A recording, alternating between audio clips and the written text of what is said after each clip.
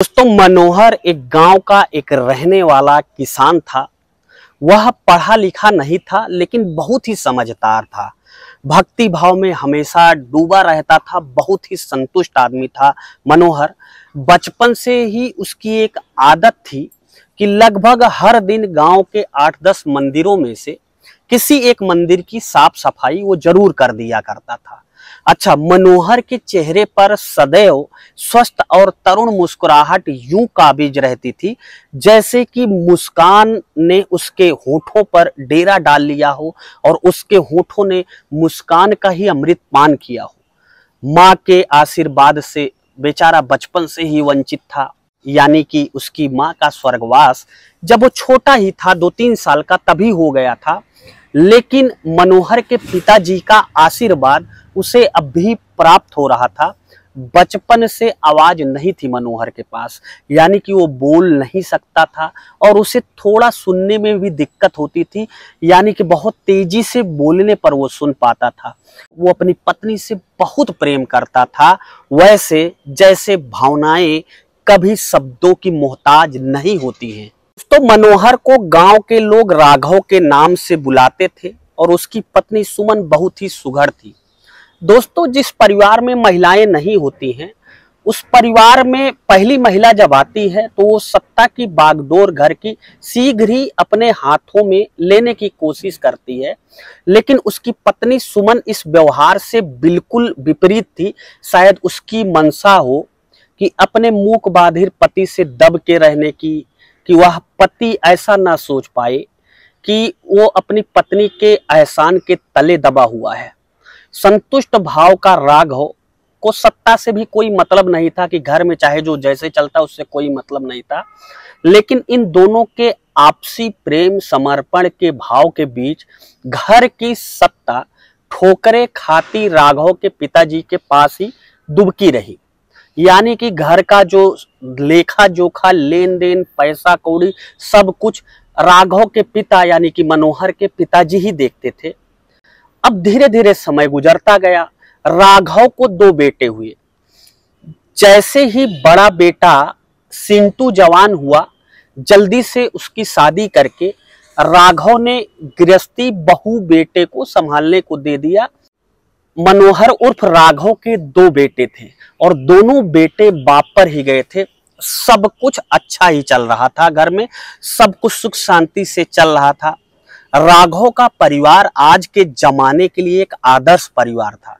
मंदिर झाड़ू लगाने वाले राघव के घर की सफाई भगवान के भरोसे ही चलती थी। लालच, नफरत, छल कपट जैसे कचरे राघव के घर के आसपास भी नहीं पटकते थे। जब राघव के बुजुर्ग पिताजी पर एक बार फालिस मार गया, उन्हें पक्षाघात हो गया, फालिस ने हल्का ही मारा उनके शरीर पर, तब उन्हें खुद से चलने में परेशानी होने लगी राघव के पिताजी को।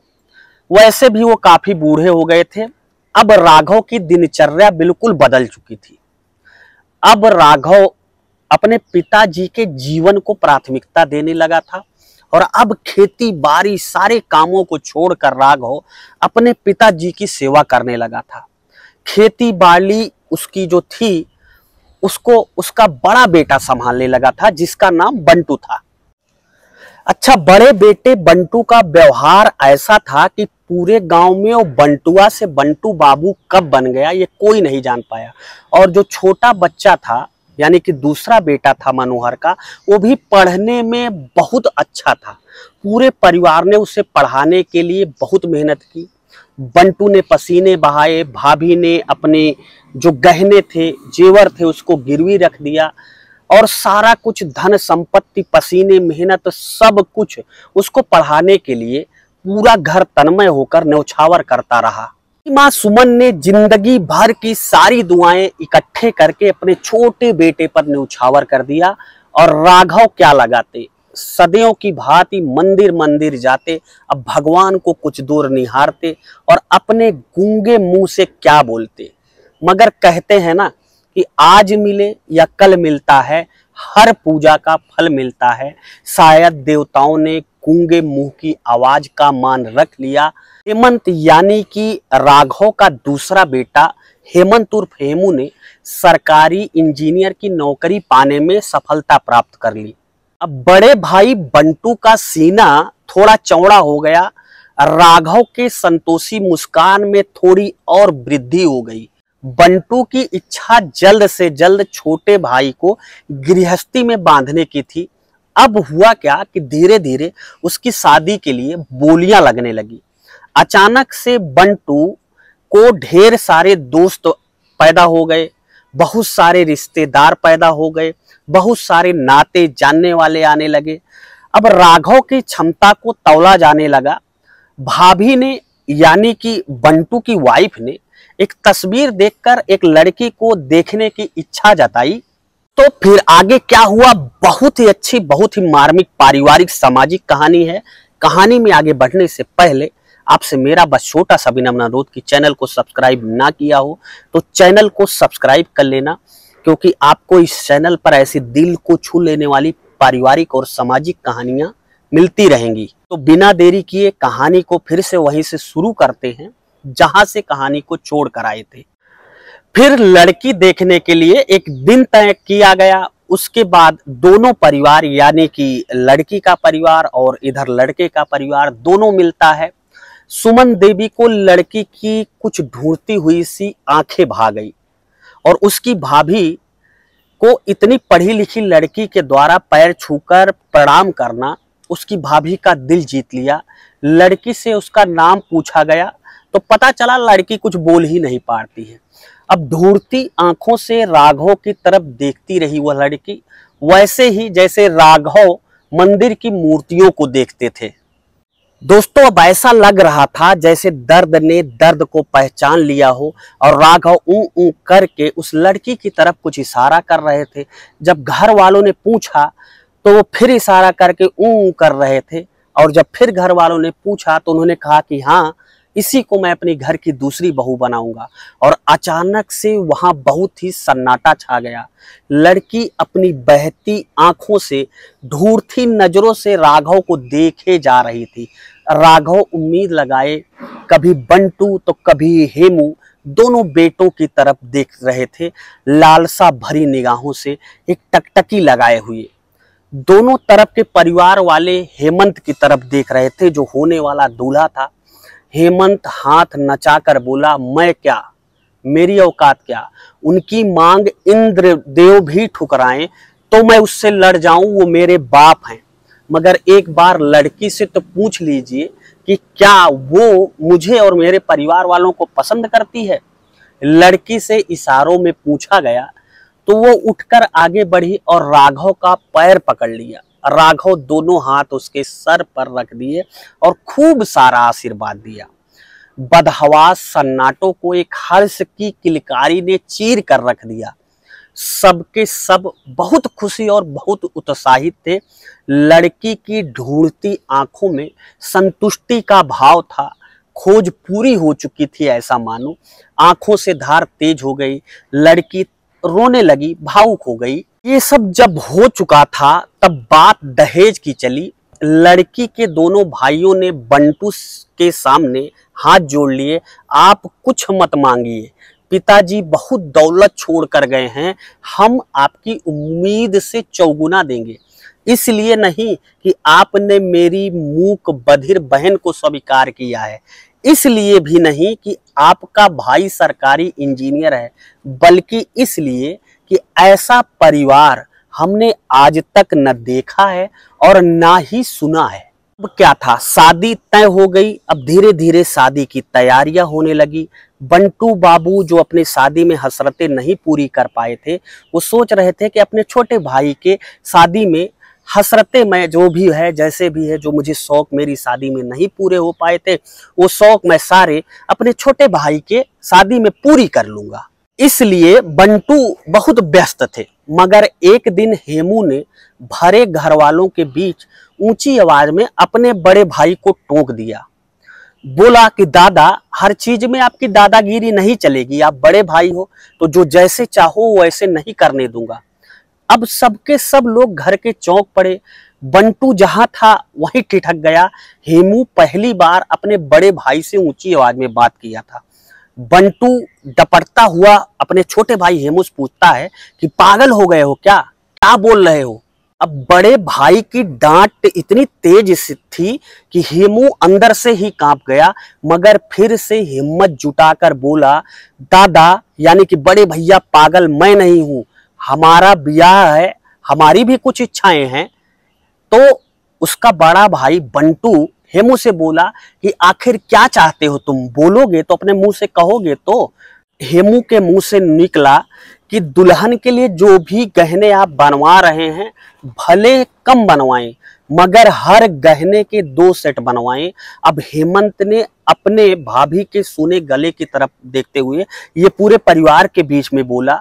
अब सुमन देवी बेटे की बात सुनकर गर्व से भर गई और उसकी भाभी रुआसी हो गई, भावुक हो गई। अब भाई बंटू भुनभुनाता हुआ सर को झटकता हुआ वहां से चला गया, ये कहते हुए कि बकलोल कहीं का, पागल ही है एकदम।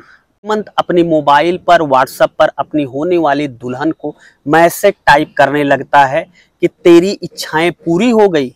इंजीनियर ने एक बार मुंह खोला तो फिर बंद ही नहीं कर पाया। हेमू के लिए फॉर्च्यूनर कार का बयाना दे दिया है, उसकी शादी में जाने के लिए फॉर्च्यूनर कार मैंने तैयार कर रखी है, पापा के लिए बोलेरो कर दिया हूँ। बंटू जो है अपने घर वालों को, अपने भाई को, अपने माँ को, अपने वाइफ को और अपने परिवारिक जनों को अपने पिता के बीच ये सारी बातें अपनी जिम्मेदारियों की बता रहा था कि उसने अपने छोटे भाई हेमू की शादी के लिए अभी तक क्या क्या तैयारियां कर ली हैं। हेमंत तुरंत अपने बड़े भाई से कहता है कि पापा के लिए भी फॉर्च्यूनर कर दो, अगर मेरे लिए मैं दूल्हा बनूंगा फॉर्च्यूनर आपने बुक कर दी है तब तक उसका बड़ा भाई बंटू उससे कहता है क्यों। तब तक हेमंत कहता है बड़े गर्व से कि वो मेरे बाप हैं। कुछ देर के लिए बंटू चुप हो जाता है और फिर बंटू कहने लगता है, बाबा और पापा के लिए कुर्ता धोती सिलवाने को दे दिया हूं। अब हेमंत उसकी तरफ देखता है, मैं और आप। तो उसका बड़ा भाई कहता है कि हम दोनों जो है वो कोट पैंट पहनेंगे, पापा के लिए भी कोट पैंट सिलवाइए ना दादा। हेमंत बड़े भाई से हाथ जोड़कर कहता है। तब उसका बड़ा भाई बंटू हेमंत से कहता है कि पागल है क्या। फिर हेमंत वही बात कहता है कि वो बाप है मेरे। दोनों बेटों की ऐसी बातें उनकी माँ सुमन सुनती है तो वो माथा पीट लेती है और कहती हैं कि बुढ़ापे में बाप को कोट पैंट पहनाएगा।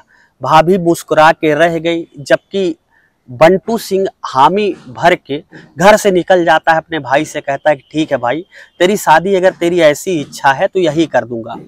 अब धीरे धीरे दोस्तों समय गुजरने लगता है, सारी तैयारियां हो चुकी थी।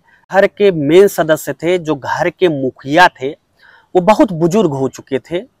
अब चूंकि उनको फालिस भी मार गया था और वो दूल्हे के बाबा भी थे, लेकिन बाबा बारात जाने में असमर्थ थे। उनकी देखभाल के लिए एक आदमी की व्यवस्था कर दिया गया था कि जब बारात चली जाएगी तो घर पर उनकी देखरेख में एक आदमी लगा रहेगा। अब राघव कोट पैंट पहनकर बेटे की बारात में जाएंगे, ये बात सारे गांव में चर्चा का विषय बन गई थी, क्योंकि दोनों बेटों ने कहा था कि हम पापा के लिए भी कोट पैंट सिलवा रहे हैं। अब धीरे धीरे समय गुजरता गया और वो समय भी आ गया जब बारात का दिन था, जिस दिन बारात जाने वाली थी और बारात निकलने ही वाली थी।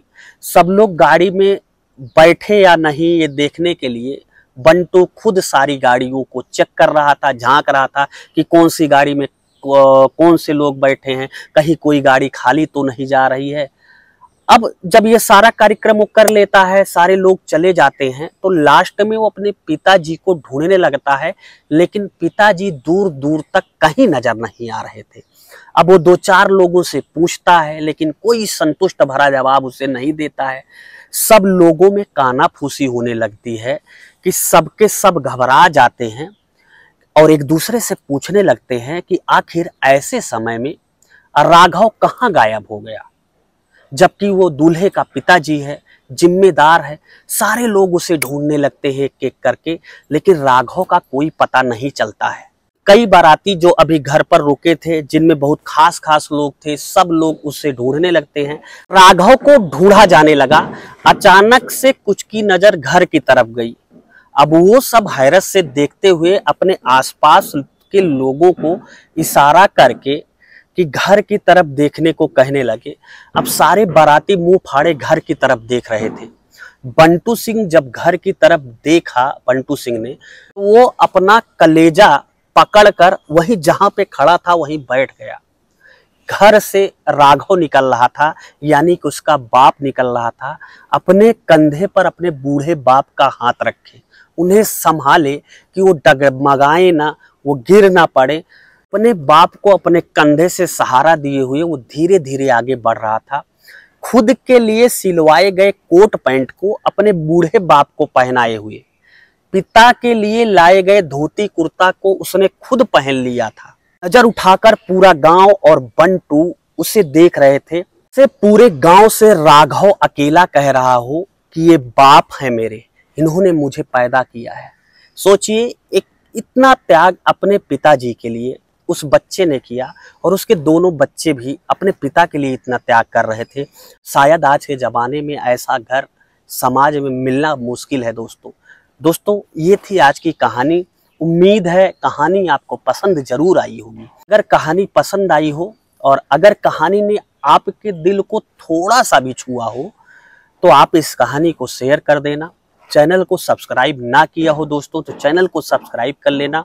और फिलहाल ये भी बता देना कि आप ये कहानी किस जिले से, किस राज्य से, किस गांव से, किस प्रदेश से सुन रहे थे।